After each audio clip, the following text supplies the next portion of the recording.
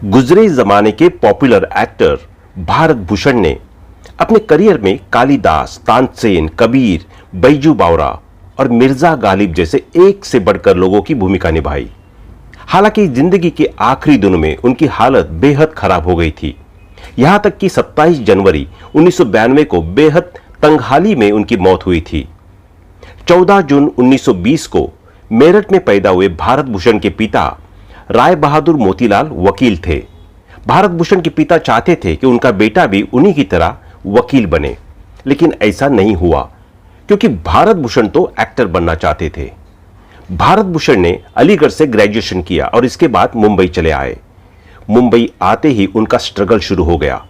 भारत भूषण जब मुंबई आए तो उनके पास मशहूर डायरेक्टर महबूब खान के लिए एक सिफारिशी खत था। महबूब खान उन दिनों अली बाबा 40 चोर की शूटिंग में बिजी थे।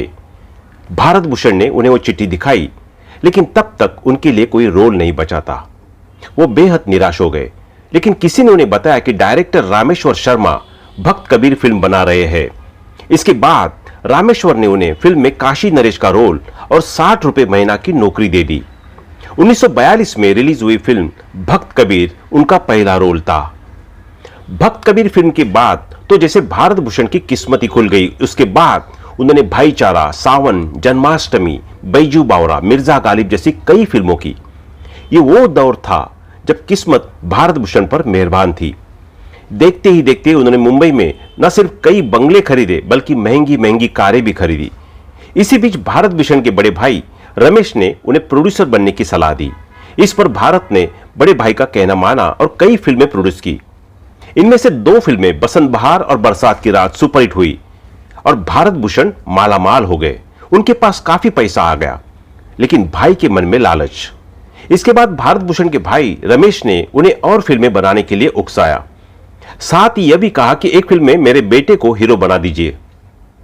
भारत भूषण ने भाई की बात मान ऐसा ही किया, लेकिन अफसोस के बाद में उन्होंने जितनी भी फिल्में बनाई वो सब फ्लॉप होती गई। ऐसे में भारत भूषण कर्ज में डूब गए और पाई पाई को मोहताज हो गए। भारत भूषण ने जितना कमाया था वो सब गवा दिया। उनके बंगले बिक गए, कारें बिक गई। फिर भी वो कहते रहे कि मुझे कोई तकलीफ नहीं। लेकिन जब एक दिन उन्होंने अपनी लाइब्रेरी की किताबें रद्दी के भाव बेचनी पड़ी तो वो तड़फ उठे। जिंदगी के आखिरी दिनों में भारत भूषण काफी परेशान हो गए थे। इज्जत, दौलत, शोहरत सब तबाह हो चुका था। महंगी गाड़ियों में घूमने वाला टॉप मोस्ट हीरो अब लोगों को बस की लाइन में खड़ा दिखता था। आखिरी वक्त में ना कोई इलाज करने वाला था और ना अर्थी उठाने वाला। भारत भूषण कहते थे कि मुझे उस वक्त सबसे ज्यादा तकलीफ हुई जब एक प्रोड्यूसर ने मुझसे कहा कि मेरी फिल्म में एक छोटा सा रोल है जूनियर आर्टिस्ट का, अगर तुम करना चाहते हो तो कर लो। मजबूरी में मैंने वो रोल किया, सिर्फ एक वक्त की रोटी के लिए।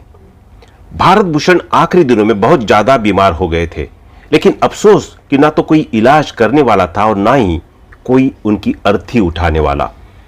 फिल्म इंडस्ट्री में एक बार फिर यह साबित हो गया कि यहां सिर्फ उगते सूरज को सलाम किया जाता है।